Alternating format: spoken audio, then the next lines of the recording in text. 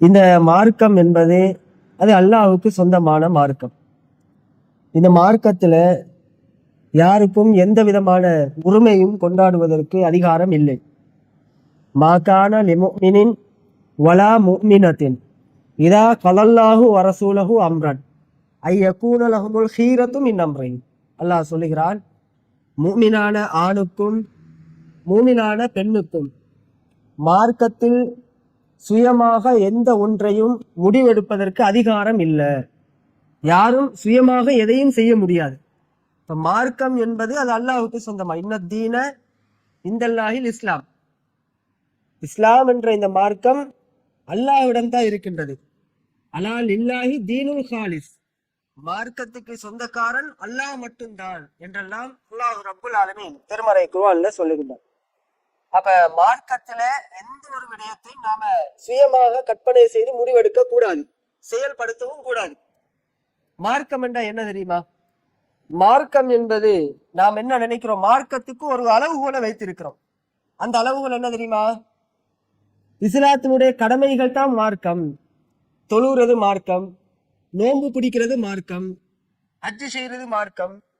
இப்ப இந்த 5 விடயங்களும் தான் மார்க்கம்.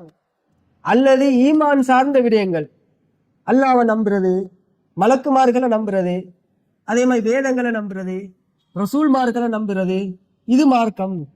மார்க்கம் என்று சொன்னால் 6 விடயங்களை ஈமான் கொள்வதும் 5 விடயங்களை நாம ஏற்றுக்கொண்டு செயல்படுத்துறதும் இதுதான் மார்க்கம் என்று நம்முடைய நிலைப்பாடு இருப்பதை நாங்க பார்க்கின்றோம். இது கடமையாக இருக்கின்றது. கண்டிப்பாக நாங்கள் நிறைவேற்ற வேண்டிய கடமைகள், கட்டாயம் நிறைவேற்றி ஆகணும். அப்ப இந்த கடமைகளை நாம செய்யலைன்னா ஒரு முஸ்லீமே கிடையாது. 6 விடயங்களை நாங்க நம்பலன்னு சொன்னா அவங்க முஸ்லீமா இருக்க மாட்டாங்க. 5 விடயங்களையும் நாங்க ஏற்றுக்கொள்ளவில்லை என்றால் அவங்க முஸ்லீம் கிடையாது. அப்ப இது முஸ்லீமாக இருப்பதற்கு மிக மிக முக்கியமான நம்பர் 1 அளவுகோல் தான் இது. அப்ப இது ஒரு முஸ்லீமுக்கு உண்டான அளவுகோல். மார்க்கம் என்ற என்ன தெரியுமா? மார்க்கம் என்பது எங்களுடைய வாழ்க்கை திட்டம் தான் மார்க்கம். நாங்க வாழுகிறோமே வாழ்க்கை, அந்த வாழ்க்கைக்கு பெயர் தான் மார்க்கம். இப்ப வாழ்க்கை என்ற என்ன? பிறந்ததிலிருந்து இறப்பு வரைக்கும் வாழுகின்றோம். பிறப்பிலிருந்து பிறந்து ஒரு அளவுக்கு வயசாகும் வரைக்கும், அதாவது 10 வயசு பருவ வயதை அடையும் வரைக்கும் நம்ம விவரம் தெரியாதவர்களா இருந்திருப்போம்.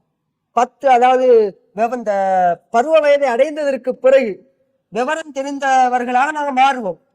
நம்முடைய பருவ வயதை அடைந்ததற்கு பிறகுதான் தொழுகை கடமையாகும், நோன்பு கடமையாகிறது, அல்லாஹ்விடத்துல விசாரணை உண்டு. எப்ப? பருவ வயதுக்கு பிறகுதான். அப்ப அந்த காலத்தை விட்டுருங்க. அதுக்கு பிறகு நம்ம நோன்பு எப்ப கடமையாகுதோ, தொழுகை எப்ப கடமையோ அந்த காலத்திலிருந்து எடுத்துக்கொள்ளுங்களேன். அந்த காலத்திலிருந்து இறப்பு வரைக்கும் நாம வாழுகின்ற வாழ்க்கை திட்டம் இருக்குதா இல்லையா, அதற்கு பேர் தான் மார்க்கம். இப்ப நாம எப்படி வாழணும்? ஒண்ணு, குடும்ப வாழ்க்கையில ஈடுபடுறது, இது ஒரு வாழ்க்கை. தூங்குறது அது ஒரு மார்க்கம் தான். திங்கிறது அதுவும் ஒரு மார்க்கம் தான். இப்படி நாம பிறப்பிலிருந்து இறப்பு வரைக்கும் என்னென்ன காரியங்களை நாம செய்வோமோ அவைகள் அத்துணையுமே மார்க்கம் தான். இது எல்லா விடயங்களுக்கும் இஸ்லாத்துல ஒரு வழிகாட்டல் இருக்கின்றது. அந்த வழிகாட்டலை அந்த வழிகாட்டலுக்கு பேர் தான் மார்க்கம். அப்ப நம்ம எப்படி தூங்கணும், எப்படி திங்கிறது, குடும்ப வாழ்க்கையில் எப்படி ஈடுபடுறது, ஆண்களாக இருந்தா பொருளாதாரத்தை எப்படி திரட்ட வேண்டும், இப்படி எல்லாவற்றுக்கும் ஒரு வழிகாட்டல் இருக்கின்றது. அந்த வழிகாட்டல் தான் மார்க்கம். அந்த வழிகாட்டல் எப்படி இருக்கணும்? சுயமா இருக்கலாமா? இப்ப நம்ம திங்கிறோமா இல்லையா? தண்ணி குடிக்கிறோம், தண்ணி குடிக்கிறதுக்கு கூட ஒரு வழிமுறை இருக்குதா இல்லையா? உட்கார்ந்து குடிக்கணும். இஸ்லாம் சொல்லுதா இல்லையா? தண்ணி குடிக்கிறது உட்கார்ந்து குடிக்கணும். சாப்பிடுறதா இருந்தா உட்கார்ந்து சாப்பிடணும், பிஸ்மில்லா என்று சொல்லி சாப்பிடணும். இஸ்லாம் வழிகாட்டல் இருக்குதா இல்லையா? தூங்கும் போது அதுக்கும் கூட வழிகாட்டல் இருக்குது. நம்ம எப்படி தூங்குறது, எந்த புறமா தூங்குறோம், வலது பக்கமா தூங்குறதா, இடது பக்கமா தூங்குறதா, மல்லாக்கப்படுத்து தூங்குறதா, அப்ப இதுக்கு வழிமுறை இருக்குதா இல்லையா? தூங்குறதுக்கு முன்னாடி ஓத வேண்டிய துவாக்கள் இருக்கிறது. தூங்கும் போது கனவு கண்டால் என்னென்ன செய்யணும், நல்ல கனவு கண்டா என்ன செய்யணும், கெட்ட கனவு கண்டால் என்ன செய்யணும், இதுக்கெல்லாம் வழிகாட்டல் இஸ்லாமிய மார்க்கம் நமக்கு காட்டி தருகின்றது. அவ இப்படி டோட்டலா எல்லாத்தையும் எடுத்துக்கொண்டால் நம்முடைய வாழ்க்கையில இஸ்லாமிய மார்க்கம் நமக்கு சில சில விடயங்களை வழிகாட்டுகிறது. அப்ப இந்த வழிகாட்டல் முறையை பலவு பண்ணுவதுதான் மார்க்கம். இப்ப மார்க்கம் என்னன்னு விளங்குதா இல்லையா? பொருளாதாரத்தை திரட்டுவாங்க. ஆண்கள் சம்பாதிக்கிறதுக்கு வெளியே போவாங்க, தொழில் செய்வாங்க. தொழில் செய்யறாண்டா கண்டது எல்லாம் தொழில் செய்யலாமா? சிகரெட் வியாபாரம் பண்ணலாமா? ஹராமா இல்லையா? எது ஹராமோ ஹராமான முறையில நம்ம வியாபாரம் பண்ண முடியாது. அதே மாதிரி பாருங்க, பொய் சொல்றது, மோசடி செய்யறது, இதெல்லாம் வியாபாரத்துல நடக்குதா இல்லையா? அப்ப இந்த மாதிரியான காரியங்கள் வியாபாரத்திலும் நடக்கக்கூடாது. அப்ப இதுக்கு வழிகாட்டல் இருக்குதா இல்லையா?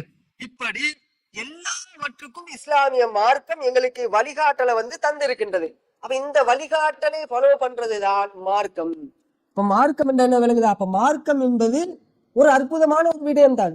இஸ்லாமிய மார்க்கம் அல்லாஹ் எங்களுக்கு தந்திருக்கக்கூடிய மிகப்பெரிய ஒரு அருட்கொடை தான் இந்த மார்க்கம்.